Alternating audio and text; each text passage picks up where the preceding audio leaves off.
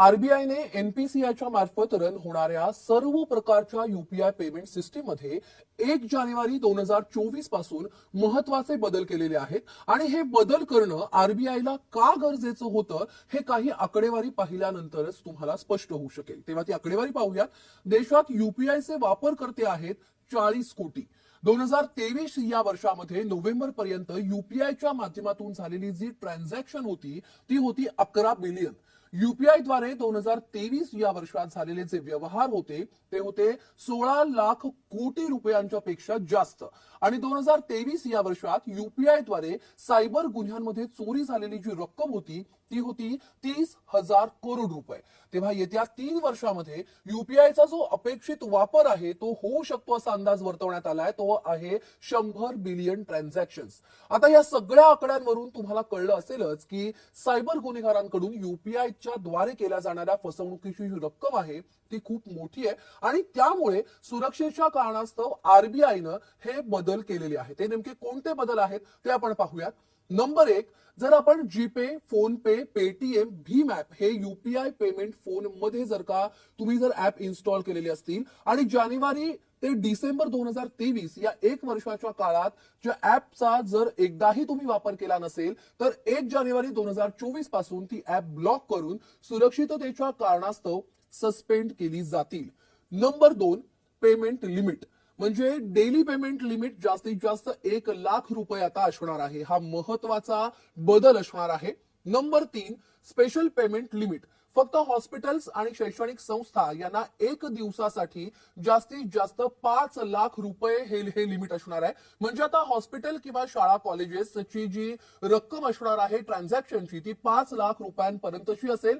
5 लाख रुपयांपर्यंतची फी आता यूपीआय द्वारे तुम्हाला भरता येऊ शकते। नंबर 4, ट्रान्झॅक्शन सेटलमेंट टाइम हे फार महत्वाचं आहे। 2000 पेक्षा जास्त रकमेचं जर का सेटलमेंट जर व्हायचं असेल, करायचं असेल तर आता 4 तास लागणार आहेत। आरबीआयनं सायबर गुन्हेगारी रोखण्यासाठी हा अत्यंत महत्वाचा बदल केलेला आहे। आतापर्यंत ट्रान्झॅक्शन झालं की लगेचच विक्रेत्याच्या अकाउंटला पैसे जमा व्हायचे, पण आता जानेवारी 2024 पासून तुम्ही कोणत्याही नवीन व्यक्तीला किंवा शॉपला किंवा ऑनलाईन जर तुम्ही काही खरेदी केली असेल तर 2000 पेक्षा जास्त रक्कम यूपीआयनं पेड केली असेल तर त्या विक्रेत्याच्या अकाउंटला ती रक्कम जमा होण्यासाठी 4 तास लागणार आहेत। पण तुम्ही त्या व्यक्ती किंवा दुकानदाराला नेहमी म्हणजे जर तुम्ही फ्रिक्वेंटली यूपीआय द्वारे जर तुम्ही पेमेंट करत असाल तर हा नियम तुम्हाला लागू होणार नाहीये। आता हा सुद्धा एक महत्वाचा बदल आहे। आता पाहूयात number 5, UPI transaction cancellation option. इथून पुढे यूपीआय द्वारे नवीन व्यक्ती किंवा दुकानदाराला किंवा ऑनलाईन पेमेंट जर तुम्ही केलं तर 4 तासाच्या आत तुम्ही ते ट्रान्झॅक्शन कॅन्सल करू शकणार आहात आणि असं कॅन्सल केलेल्या ट्रान्झॅक्शन पेमेंटचं जे रिव्हर्ट आहे ते रिव्हर्ट होऊन मूळ अकाउंटला जमा होईल आणि असा मोठा जो उपयोग असेल तो सायबर गुन्हेगारांनी चोरलेली रक्कम परत मिळवण्यासाठी होईल किंवा चुकून दुसऱ्याच्या अकाउंटला जर का पैसे गेले असतील तर असं पेमेंट लगेचच परत हे मिळू शकणार आहे। पण याचा एक मोठा तोटा आहे। तो तोटा काय आहे तो मी तुम्हाला सांगते। जर तुम्ही नवीन ठिकाणी 2000 रुपयांपेक्षा जास्त रकमेची यूपीआय द्वारे जर तुम्ही खरेदी केली तर दुकानदार त्या वस्तूची, त्या खरेदी केलेल्या वस्तूची डिलिव्हरी आहे ती 4 तासांनी तुम्हाला देईल, कारण 4 तासात तुम्ही ट्रान्झॅक्शन कॅन्सल करू शकता आणि हे त्यालाही माहिती असेल, त्यामुळे तो रिस्क घेणार नाही। तसंच हॉटेलमध्ये जर तुम्ही जेवायला गेलात तर बिल 2000 पेक्षा जास्त झालं तर हॉटेल मालक यूपीआय ऍक्सेप्ट करणार नाही, जिथे तुम्हाला पूर्वीसारखंच डेबिट किंवा क्रेडिट कार्ड तुम्हाला वापरावं लागेल। तेव्हा हा महत्वपूर्ण बदल होणार आहे, तोही लक्षात घ्यायला पाहिजे। आता बघूयात नंबर 6, विक्रेत्यानं खरं नाव डिस्प्ले होणार आहे। आता विक्रेत्याचं खरं नाव डिस्प्ले होणार आहे म्हणजे बऱ्याच वेळा आपण पाहतो की बऱ्याचदा आपल्या मोबाईलमध्ये एखादा नंबर विशिष्ट नावाने सेव्ह असतो, नंतर ती व्यक्ती आपला मोबाईल नंबर बदलते किंवा मोबाईल कंपनी 6 महिन्यांपासून जर तो जो मोबाईल नंबर असेल तो तुम्ही रिचार्ज केलेला नसेल किंवा बंद असेल तर नंबर दुसऱ्या कोणाला तरी ती मोबाईल कंपनी नंबर देऊन टाकते। मग आपण आपल्या मोबाईलमध्ये सेव्ह असलेल्या नंबरवरती अशा वेळेला आपण जर चुकून पेमेंट करतो आणि ते जातं भलत्याच व्यक्तीला किंवा ट्रू कॉलरला नाव वेगळं दिसतं आणि बँक अकाउंट वेगळ्याच नावाने असतं।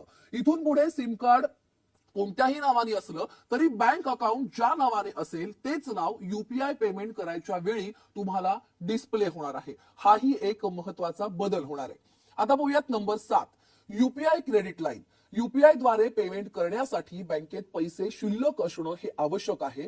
पण आता तुम्ही तुमच्या बँकेला रिक्वेस्ट करू शकता आणि शिल्लक रकमेच्या पेक्षा जास्त रक्कम खर्च करू शकता. म्हणजे तुमची बँक तुमचं track record, CIBIL score check करून ही फॅसिलिटी ओव्हरड्राफ्ट किंवा सीसी सारखी तुम्हाला देऊ शकते.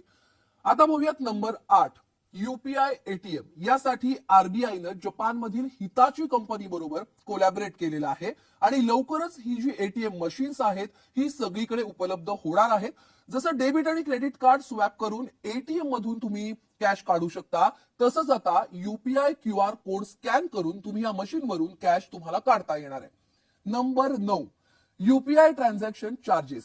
जर कोणी युपीआय क्रेडिट लिमिट वापरून किंवा क्रेडिट कार्डद्वारे युपीआय वॅलेटमध्ये पैसे जमा केलेले असतील, म्हणजे आता फक्त ही जी सुविधा आहे ही पेटीएमला उपलब्ध आहे. पण असं जर का युपीआय वॅलेटमध्ये जर तुम्ही पैसे जमा केलेले असतील आणि त्यातून युपीआय पेमेंट केलं असेल, तर त्या विक्रेत्याला 1.1% सर्व्हिस चार्ज हा द्यावा लागणार आहे. हा सुद्धा महत्वाचा बदल आहे. तेव्हा अजूनही काही सर्व्हिसेस प्रस्तावित आहेत. तसंच या युपीआय सर्व्हिसेसच्या इम्प्लिमेंटिंग मध्ये येणाऱ्या अडचणींचा अभ्यास करून हे नियम एनईएफटी, आरटीजीएस या ऑनलाईन पेमेंटसाठी सुद्धा लागू होण्याची शक्यता आहे आणि लवकरच आरबीआयच्या वतीनं त्याबद्दल ऑफिशियल अनाउन्समेंट सुद्धा केल्या जाऊ शकतात. तेव्हा हे महत्वपूर्ण बदल 1 जानेवारी पासून होणार आहेत, 1 जानेवारी 2024 पासून होणार आहेत. आणि ही माहिती जी आहे ती तुम्हाला नक्की उपयोगी पडेल. ही माहिती तुम्हाला कशी वाटली ते कमेंटमध्ये सांगायला विसरू नका आणि हा व्हिडिओ जास्तीत जास्त शेअर करा.